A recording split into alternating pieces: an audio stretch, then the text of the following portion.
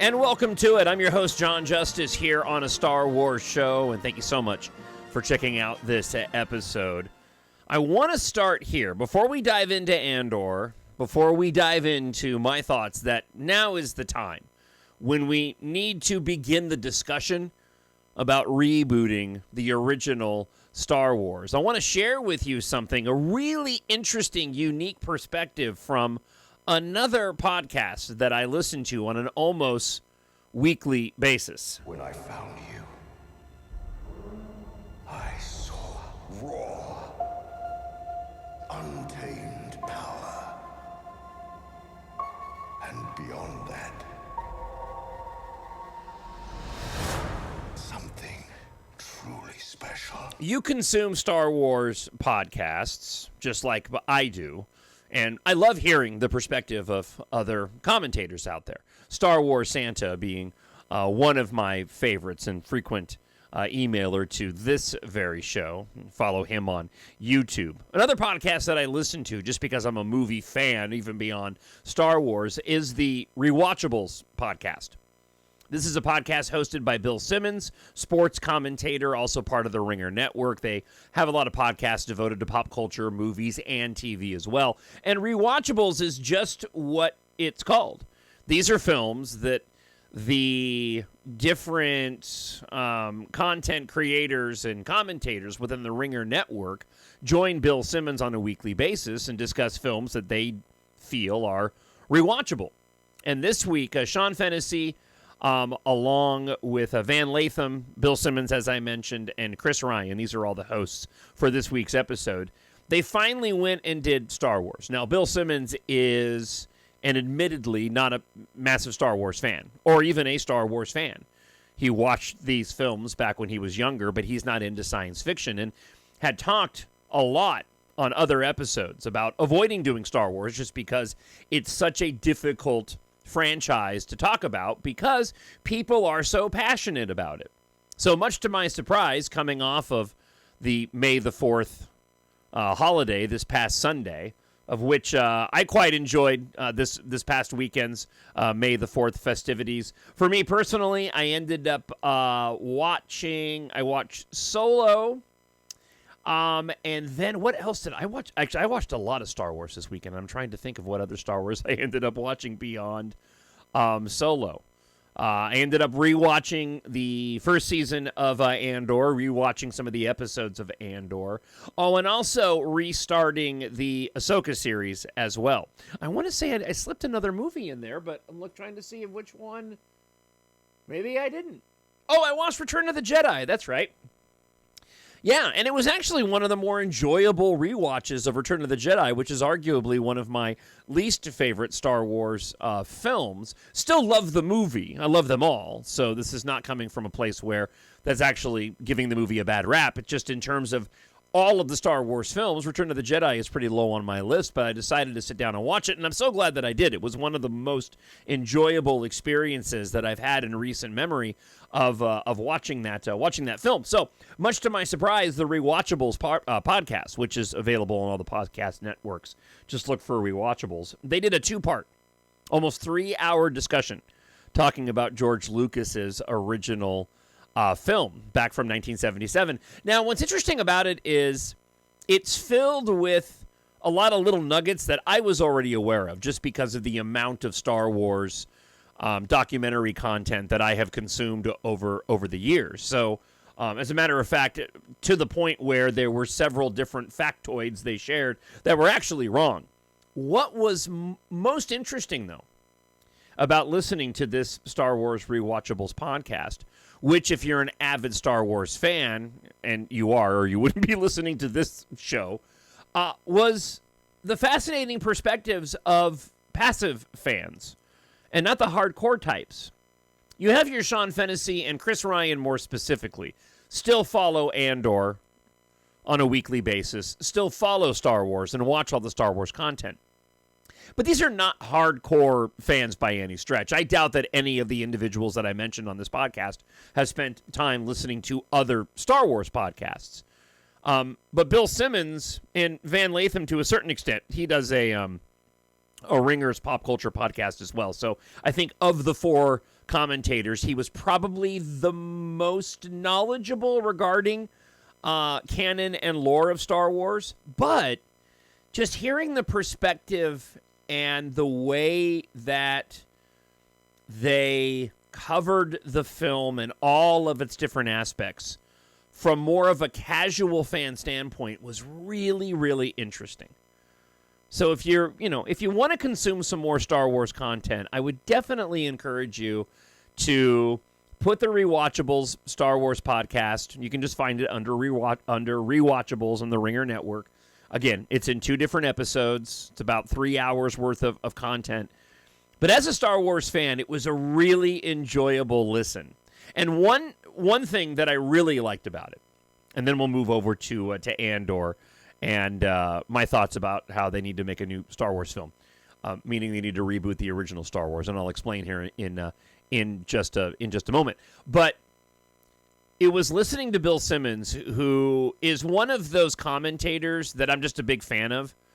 I'll actually go and listen to his sports podcast, not because I follow basketball, but just because I appreciate Bill Simmons and his commentary and the way that he delivers his commentary. But he even mentioned that he watched it twice to prepare himself for the podcast, and that he found himself finally getting sucked into the story. He found himself really getting into it and talking about how much he was looking forward to watching The Empire Strikes Back. And it was just so interesting to hear that after all these years, here's an individual who is not a Star Wars fan by any stretch, and yet this film, going back to 1977, that he was familiar with and saw as a kid, and of course, he is engrossed in pop culture, so he knows its significance, but here he is going, okay, now it's finally clicking for me, and I'm really excited about the rest of these movies that we're about to watch. I thought that was, it was really refreshing to hear. And also, again, just the unique perspective from individuals who, aren't aware that it's called the Cantina Scene. They called it the Star Wars Bar. Just tiny little tidbits that we've all just grown up with the knowledge of, and an individual here who isn't aware of the vernacular that's been around for decades surrounding Star Wars, and yet you could slowly hear him beginning to become a fan where he hadn't been for almost the entirety of his life. We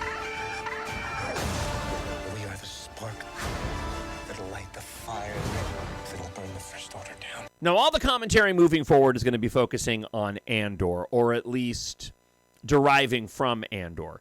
I was soft on the first season of Andor. Still am to a certain extent. Now that they are releasing season 2 in these 3 episodes for 4-week blocks, as showrunner and writer Tony Gilroy calls it. He even goes so far as to say that these are 8 mini movies going back to the first season. Now that I'm framing Andor in that sense. And I really appreciate what they've done in season 2 in really setting these up as 4 different films, giving us the amount of time that's lapsed, and then how many years BBY from the Battle of Yavin the events are taking place. I almost wish they would go back to the first season and just add in those little frames of references, because they didn't set up the first season that way. But the first season, meaning that they filmed the first season in the same way they did the second season, but the second season they have really zeroed in and are focusing on how these are 4 separate blocks with a year in between and 4 separate movies, which also happened in the first season. They just didn't focus on it. But now that I'm looking at Andor through that perspective, really it just comes down to, I didn't like the movie or the block or the 3-story arc from season 1 that was them in the prison. I just didn't enjoy. While I can admire the writing, the storytelling craft that took place, it just was not a location or plot point and storyline that I necessarily gravitated towards in the first season. Also, the fact that Andor wasn't already enveloped into the rebellion, and this was essentially his origin story of how he became involved in the rebellion, I am much more invested in season 2 now that he is a part of the rebellion. That being said, Andor has completely won me over. What I watched in episodes 7, 8, and 9 was just absolutely incredible. I don't think I've ever been, I couldn't tell you the last time I was that nervous on the edge of my seat watching episode 9, and also as equally as emotional and heartbroken, bringing me to the point of tears. I hadn't cried for Star Wars, or been, I shouldn't say cry something. I mean, I guess it was. I was shedding tears. But I haven't shed a tear watching Star Wars. I mean, maybe I got a little watery for the death of Kanan and Rebels, spoiler alert. But, I mean, it really goes back to the original viewing of Revenge of the Sith and Order 66. Was probably the most emotional, last time I was really, truly that emotional during a Star Wars film. By what was on the screen. Not so much about, you get emotional, I get emotional going to see a new Star Wars film, and certainly that was the case for The Force Awakens. But with the choice that Bix made to sacrifice the relationship and the love that she had for Cassian Andor, and to leave Yavin and go partake in some other part of the rebellion, in an effort to keep Cassian with the rebellion because of how she felt it was his purpose.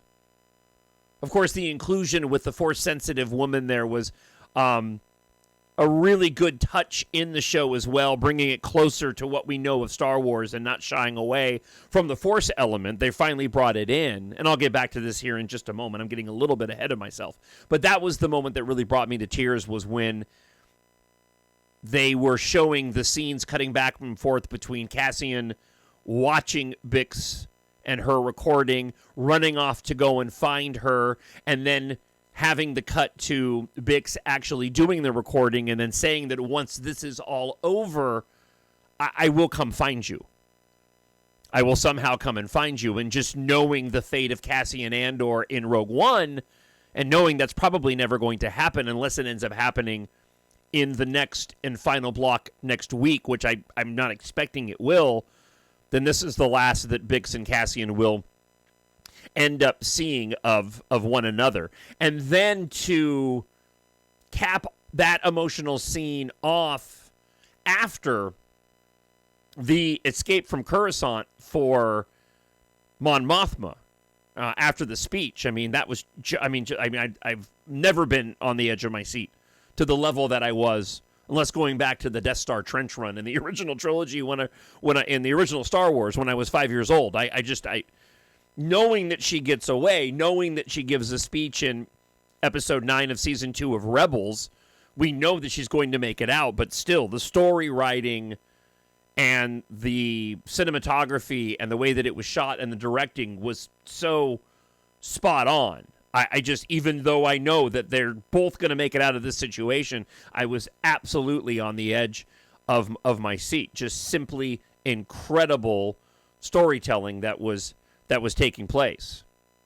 So let me back up a bit before we get back into Andor again, because everything that I just described and my enthusiasm over the show, and then I also want to talk a bit about what's going to happen next week, because we've wrapped up almost all the storylines except for Dedra, I believe. And yet I think I'm fairly certain that I know what next week's storylines are going to be about. I want to back up just a little tiny bit, because prior to watching those latest 3 episodes of Andor, I was just thinking a lot about Star Wars, especially after the May the 4th holiday on Sunday. I've just been in a Star Wars vibe, and on a bike ride, I finally came to a conclusion over something that I would love for Lucasfilm and Disney to begin to think about. This is not going to go the way you think. I think it's time that they do a reboot of the original Star Wars movie. We've reached this level now in the fandom where you're going to get discourse and complaints regardless of what you do. If you are creating Star Wars content, it simply doesn't matter. I mean, even some of the most ardent Andor fans from season 1 have pitched off of Andor because of their views over what had taken place with Bix in the first block relating to the assault on her from an Imperial, and how they didn't feel it was Star Wars and all this. And again, I've come completely around on Andor. I enjoyed season 1, but I'm completely invested in it now, to the point where I feel like this is being done so well that Lucasfilm and Disney need to capitalize on that. But again, before I get to that,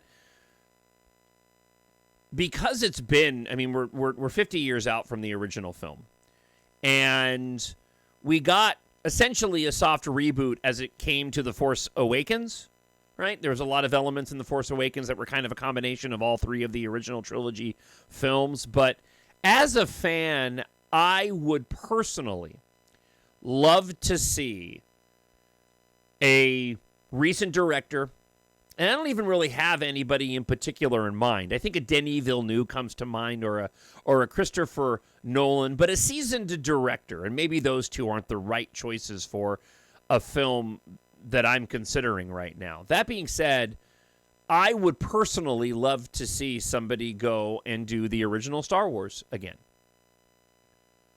And I've thought a lot about, okay, well, how do we go and do that? There's a couple of ways you could approach it.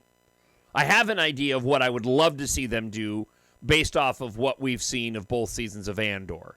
And it also coincides with what has taken place with the original trilogy. And I'll tell you what I wish that they would do, because I don't think what I'm about to suggest is going to happen anytime soon, even though I would love it to.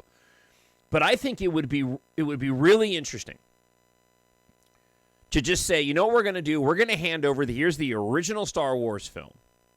Much in the same way, and I think my mind keeps going back to Superman. When you go back to the 1980s Christopher Reeve original Superman, and how we are many years fewer. We weren't nearly as far away from the original Superman as we were when we got Superman Returns or even Man of Steel. And yet Star Wars is this sacred thing that, and the original trilogy is this sacred thing that we can't, we haven't considered going back and redoing because the fans would, or remaking, because the fans would revolt.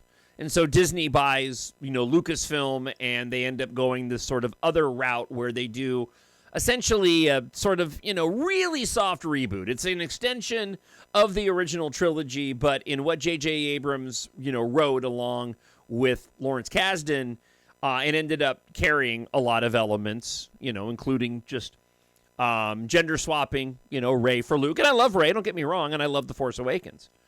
But I would just love to see somebody go and tackle that original Star Wars and give a completely new, fresh perspective on it. Keep the story beats the same, but let's re-examine some of the way that it looks. Let's re-examine the look of X-Wings and TIE Fighters and the Millennium Falcon. Let's sort of do an updated version of this film and story for a modern audience. Be honest in what you're doing, and that this is not canon in terms of the existing content or the content that's currently in creation. This is just a reinterpretation. Call it whenever you want. Ultimately, it's just a remake of the original Star Wars film. I think you could do it to keep it within budget constraints, given the recent technology of the day. And I would just love to see a modern, fresh take on that film. And if it turned out to be successful, then go ahead and do the original trilogy with the same actors and actresses and maybe director and production team that you did the original film with, if it were perspective, and just let it sit off by itself as a remake of Star Wars A New Hope, or just call it Star Wars and drop the A New Hope part of it. Much in the same way that they did with George Lucas and his The Star Wars, which was the initial script and title for the film. They ended up creating a comic book based off of what George had originally outlined that gave you a perspective of what George had originally entailed before he did all of the changes. Maybe you go and you dip into that to bring about some storyline elements or plot elements that George had changed or tweaked, and you do it with this updated version. I just know for me personally, it is such a fantastic story that I would love to see a modern take on it. Now, this idea for me was absolutely reinforced after watching this season of Andor, and specifically episodes 7, 8, 9 of the series, which was it was honestly some of the most incredible Star Wars that I had watched. And again, I've been critical of Andor of not having enough of the fantasy element. And yet, this latest block of 7, 8, and 9 in this season has really been leaning into the original trilogy, even so much so, and this is what I really appreciated about, and I believe it was the last episode, episode 9. It might have been episode 8.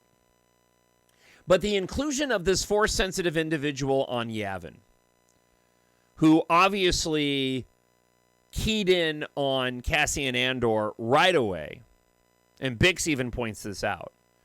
You've got this dynamic and juxtaposition between Bix and what may be her ability to tap in or sense the Force.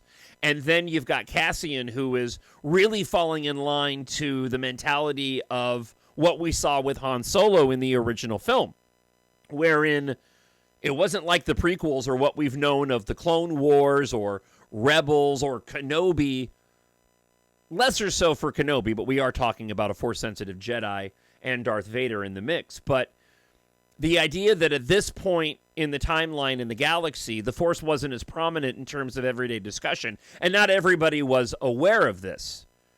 I mean, certainly this is something that was entertained a bit in The Force Awakens with, the Jedi were real and Rey not being aware of it. I mean, this was lifted from the original trilogy, but these last 3 episodes of Andor really kind of keyed into the same thing they did in A New Hope, where, I mean, we didn't even get an introduction or know what the Force was until the conversation ended up transpiring between Luke and Obi-Wan in the hut before Uncle Owen and Aunt Beru were murdered by the stormtroopers, or Boba Fett, depending on what your version is of the events that went down on at the homestead on Tatooine, and some of the speculation that it was really Boba Fett who did that, and that's why Vader said no disintegrations in The Empire Strikes Back.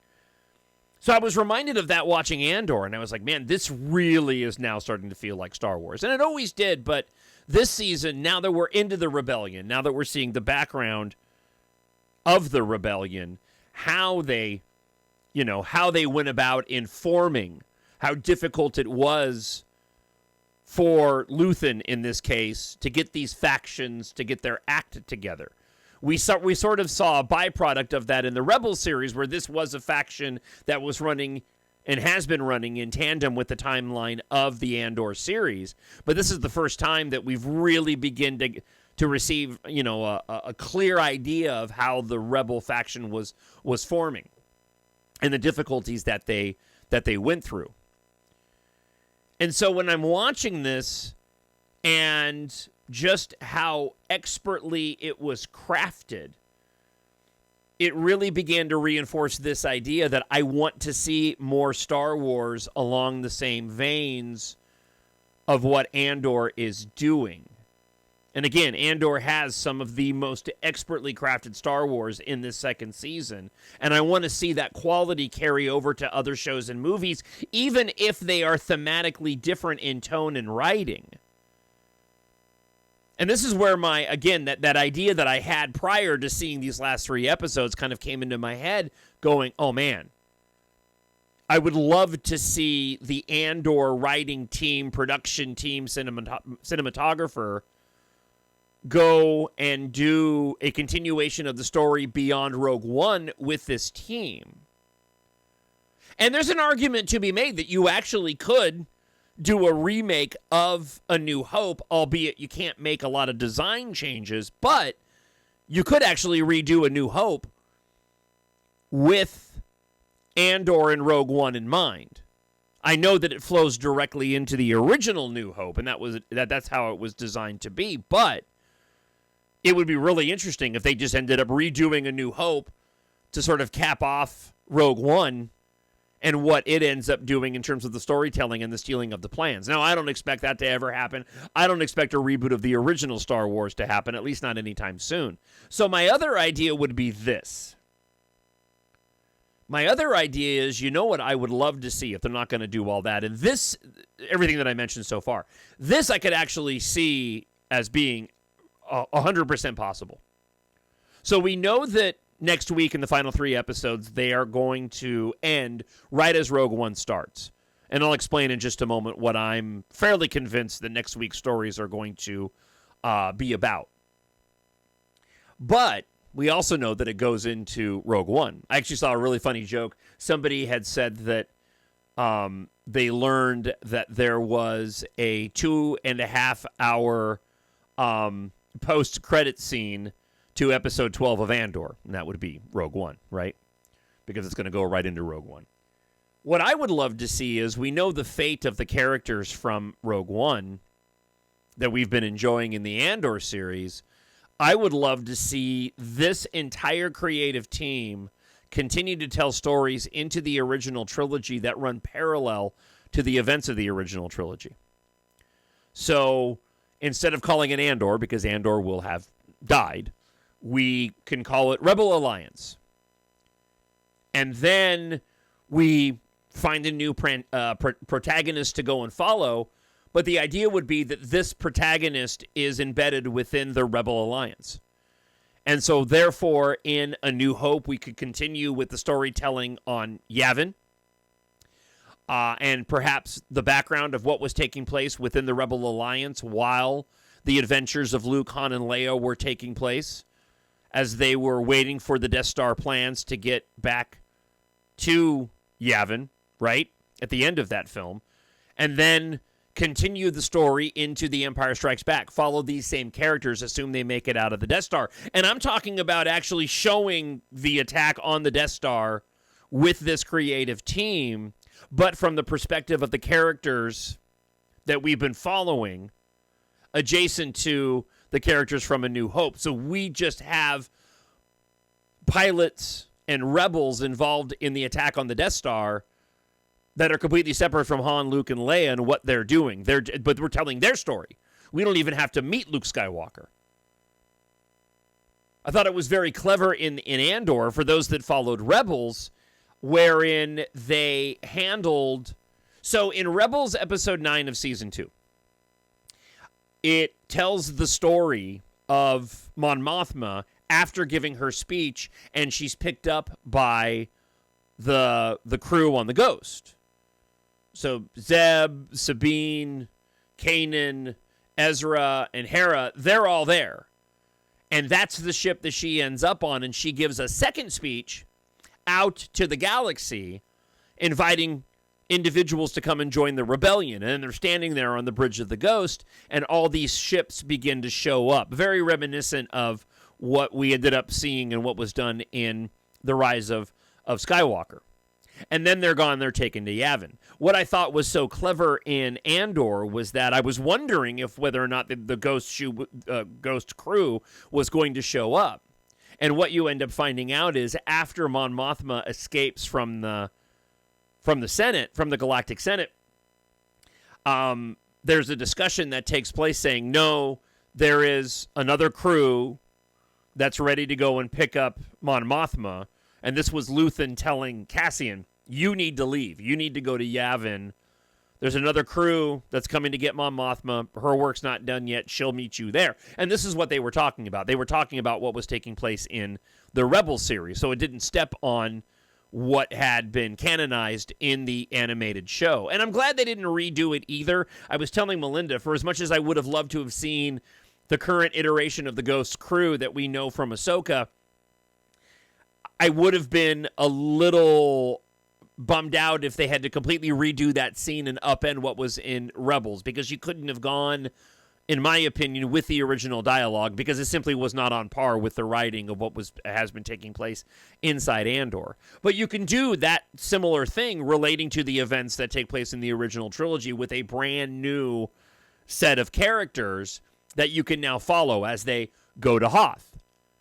And then as, again, Han, Luke, and Leia go off there on their adventure in The Empire Strikes Back, we can follow those characters after their escape from Hoth, have them be involved in the attack on Hoth via the Empire and the Walkers. So again, we have characters that we're following involved in this battle, and we get to see this battle done in current technology, all the way right on through, and exactly what I mentioned, the events of Return of the Jedi, in which case you end up coming full circle. And I think you could even go so far as to use Genevieve O'Reilly and maybe redo the scene where they talk about the Bothan spies stealing the information for the second Death Star, and maybe that's part of the storyline. As a matter of fact, it would have to be part of the storyline. I would absolutely love to see that happen. Wild speculation on this week's show. I'll just tell you that I have not been... I mean, I've mentioned many times on the show how much I love Ahsoka, and I've been watching that series again, but it really does pale into comparison of what they've been able to accomplish in this second season of Andor, and I'm really on board with it now because all of those elements that I felt were missing are now being introduced the closer that we get to the events of Rogue One, including the introduction of essentially the Force into the storytelling that, again, just to sort of wrap up this commentary, falls very much in line with the way that the Force was handled in the original trilogy. Because it's funny, I talk about how my complaints about Andor in the past have been, there hasn't been enough pew-pew and the fantasy element. But at the same time, when you go back to the original trilogy, especially in New Hope, it was fairly scarce in that series. And so, or in that show, in that movie, I should say. I mean, it's there, and certainly Luke taps into it, but it's not like right there on the surface in the way that it was for the prequels or all the subsequent content since then. And so because of that, I'm really starting to get more of those Star Wars vibes. And so I'll be watching the last episode again this evening because my youngest, unfortunately, was not able to watch the final episode with us last night. And I'll just add one more element to it. I was smiling yesterday because with this second season of Andor and the way that our schedules have played out between the four of us that live under this roof, my wife, my 22-year-old, and my 18-year-old, we've suddenly now all found ourselves over the course of the past few weeks sitting down together to watch all these episodes of Andor. And I'm just reminded how much of the beauty of Star Wars is family. Not just in the storytelling, but what it does for families. And having this experience of sitting all down together to watch the show, which we all love, which is a tough thing to do when it comes to regular movies, to get us all to sit down and to lock into a regular movie. And yet, here is Star Wars once again bringing us all together. I just want to go and mention one more quick point before we get into an email that we received this week. And just some notes that I made prior to sitting down to record this episode. But thinking about George Lucas, the original trilogy, and how limited George Lucas was in his storytelling. I was reminded of this listening to that Re-Watchables podcast. And, I wish the future content would, in spirit, heed on some of those restraints. The built-in speculation of what George Lucas created because of the limitations of the day, in which case things were mentioned just in passing that just sparked these imaginative thoughts. I remember as a kid just hearing, the term the Clone Wars and not having any idea of what they were talking about, and yet the mind just going to all these places, wondering what were the Clone Wars, for crying out loud, having such a limited knowledge and view of clones in and of itself, going back to the late 70s and early 80s. I know this is tough to do for the content creators when they're having to play in the same timeline sandboxes that they have to go and play in. I think, these are the safe things for Star Wars to do, is to play in those timelines because people are so familiar with them. But it's something that as we look to branch off beyond Episode 9, and why I'm excited for stories told beyond Episode 9, is the fact that you can show a bit of that restraint and tap into that core Star Wars that we loved so much as children and that really sparked this worldwide phenomenon. And again, it was because of the limitations of the day and George Lucas having to really zero in on that storytelling. Because the truth of the matter is, and then we'll get to listener feedback, and going back to my wanting to reboot the original Star Wars, we're never, ever going to be able to replicate. I don't care who you are. You're never going to be able to replicate what that original Star Wars film did.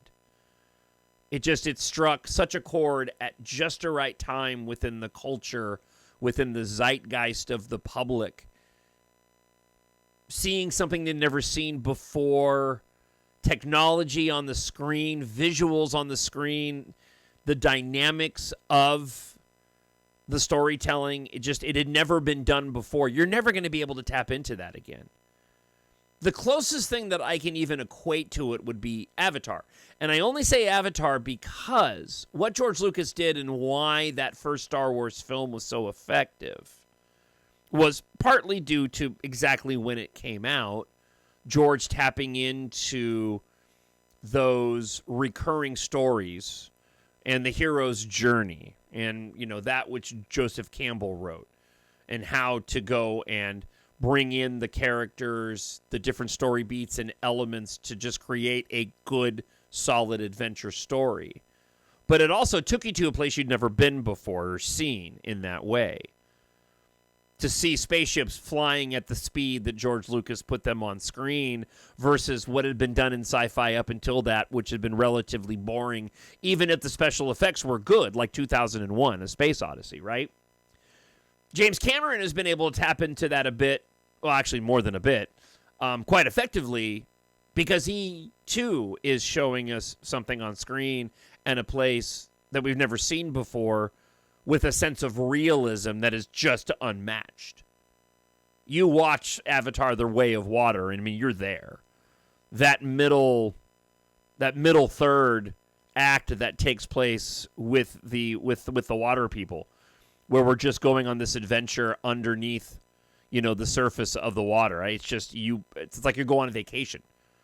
It's just absolutely incredible to watch. I mean, that's why those films are so successful. The storytelling is good, and James Cameron is a master storyteller, but the bigger reason is because it is still a vehicle to take the viewer to a place they've never been before. And in terms of tapping into the modern-day special effects, James Cameron has taken that to the next level to show us a sense of realism on another planet far, far away from Earth, in a way that really hadn't been done since George Lucas went and did it. Which is another reason why I'd love to see the original Star Wars done. Yes, I know we have the sequel trilogy, but just to see that original story being told from a fresh new perspective with the writing style, the modern writing style, I just think would be something really cool. And I will probably never see it in my lifetime. I need someone to show me my place in all this. Share your thoughts, drop a comment if you're watching on YouTube, or send me an email, that's my work email, TalkShowNerd at gmail.com. All right, JCal93. Quiet week this week for email, but JCVal93 wrote in. George Lucas's first attempt at serious Star Wars was THX 1138. Got some decent reviews, but did poorly in the box office. The Warner Brothers executives demanded that cuts be made, and he was ticked off about it. Francis Ford Coppola challenged him to make his next film more upbeat, and that was American Graffiti. Yeah, Francis Ford Coppola, as a matter of fact, he said that he thought that George Lucas should try his hand at a comedy. And if he could do that, then maybe he can go and pull off a space adventure. And so, we wouldn't have Star Wars if it wasn't for American Graffiti, and we wouldn't have had American Graffiti if it wasn't for Francis Ford Coppola encouraging George to go and make that film. Star Wars was a continuation of this theme, and mythology, morality theme as part of the story. Star Wars wasn't supposed to be a hardcore science fiction drama. That's what Star Trek and 2001, Soylent Green is people, and others were about. Matt Walsh, who I listen to and agree with on many things, wasn't part of the generation that saw the films in the theaters, stood in the long lines and saw the re-releases in the summer of 78 and 1981. His comments are similar to the idea that some film critics and directors have expressed that somehow George Lucas and Steven Spielberg are to blame for the death of American cinema in the 70s. Both of these visionaries changed American movies for the better. It's interesting because Sean Fennessy on the Re-Watchables podcast that I mentioned earlier, he made a very similar comment. He said that Star Wars was both the greatest thing to happen at the box office in terms of riding on the heels of Jaws, which did it first in creating the first blockbuster, wherein the films that were released prior to Jaws kind of went from city to city. They were released, and then they went to another city, and it was released there, and it was released there. You didn't have what they called the wide release. Jaws changed all that. They ended up putting it on hundreds of screens across the country, and then Star Wars took it to the next step to officially create the blockbuster. And Sean Fennessy said that it was both the single greatest thing that happened to cinema and the worst thing that can happen to cinema, because it really did upend the idea of what movies should be in terms of vehicles of entertainment. My argument would be that if it wasn't Star Wars, it would have been something. And there's no way of knowing because Star Wars completely changed the game. So in the absence of Star Wars, I think you would find somebody else to fill in the creative gap. Eventually, somebody would have touched a nerve, because it happens all the time, even though it doesn't happen to the degree that it did for Star Wars. And that's mostly due to the way that we consume our entertainment now. There's so many different avenues to go and enjoy content. It's hard for a single piece of entertainment to capture the culture in the way that Star Wars did, and everybody knew about it.